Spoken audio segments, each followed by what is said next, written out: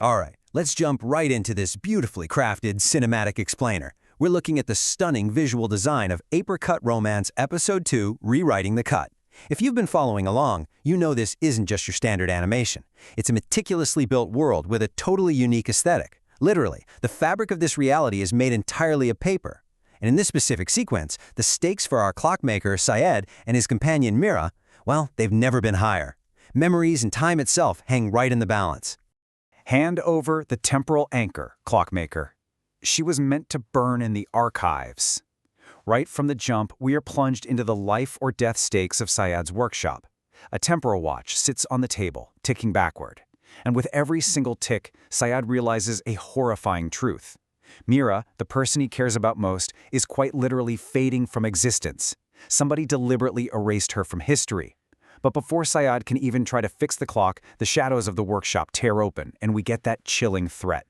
Which brings us to Part 1, the workshop ambush, a desperate defense. With that temporal watch relentlessly marching backward, Syed steps in front of Mira to protect her, grabbing the only weapon a clockmaker has handy, a simple craft scalpel. Now, to really grasp the intensity of this explainer, we have to appreciate the world they're standing in. The visual heartbeat here is a layered paper art anime aesthetic. We're talking handcrafted Karigami cutout silhouettes, deeply textured cardstock environments, and this cinematic warm amber lighting that gives the workshop this feeling of intimate but very fragile safety. It's a world that feels so real you could reach out and touch the origami folds, but because it's paper, everything is incredibly delicate. Everything can be torn. And ripping right through that warm, amber safety is the Shadow Archivist.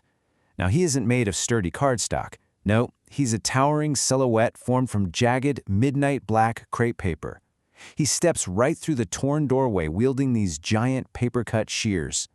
It is a brilliant piece of visual storytelling. I mean, he's the literal embodiment of destruction, threatening to cut up their beautifully crafted world. So we move into Part 2, the rain-soaked chase, desperate escape.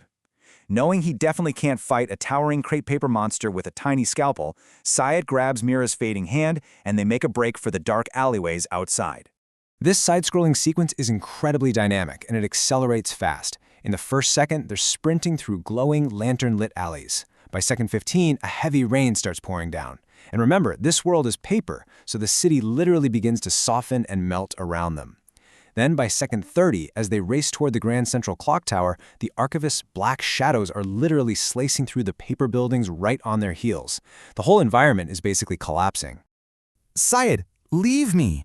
If he destroys the watch while I'm holding it, you'll be erased too. This plea for Mira really highlights the deep, selfless bond between these two. As they're running through those soggy paper streets, she begs him to let go. She knows the Archivist wants the watch, and if it's destroyed while they're linked, Syed gets erased too. She's literally willing to fade into nothingness just to keep him safe. But Syed, he absolutely refuses. He says, "I spent my life fixing broken things. I am not letting the most important person in my life break." He clutches her hand even tighter as it fades into this translucent, glassine state, and this impassioned vow really anchors the entire theme of the story. He's a clockmaker, right? His whole existence is fixing what's broken, and this reflects that desperate fight we all face, fighting to preserve the people and memories that matter most to us against the relentless march of time. This desperate run forces them upward into Part 3, the Clocktower Climax, Ultimate Revelation. They reach the very top of the Grand Central Clock Tower, surrounded by massive turning paper gears, and they are completely cornered. We get this amazing high-angle cinematic reveal. Syed frantically pops open the casing of the temporal watch, the exact thing the Archivist is hunting, but there are no gears or springs inside. Instead, he uncovers a secret inscription and a glowing golden origami crane folded from ancient parchment. This is the true temporal anchor. Mira's existence wasn't actually destroyed, it was just hidden away inside this fragile little origami bird.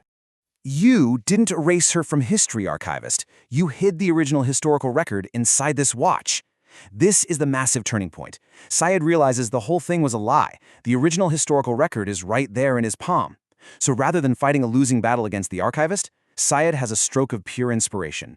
He takes that glowing golden origami crane and hurls it straight into the master clock gears of the tower.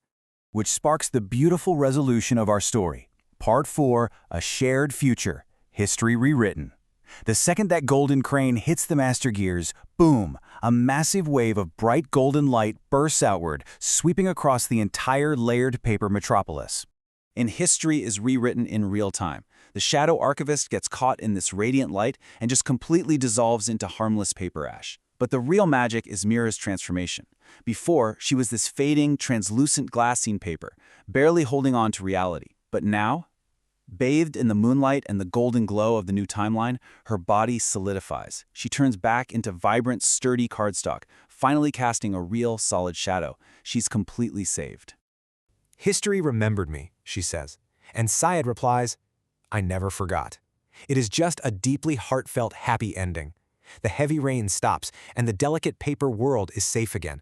They're standing at the top of the clock tower, smiling, holding hands, and as the master clock finally starts ticking forward once more, they step out of the shadows and right into a shared future together.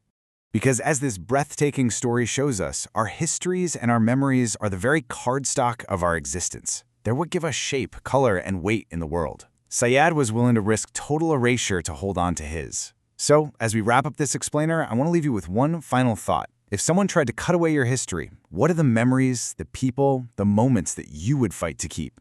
Think about that, and I'll catch you in the next explainer.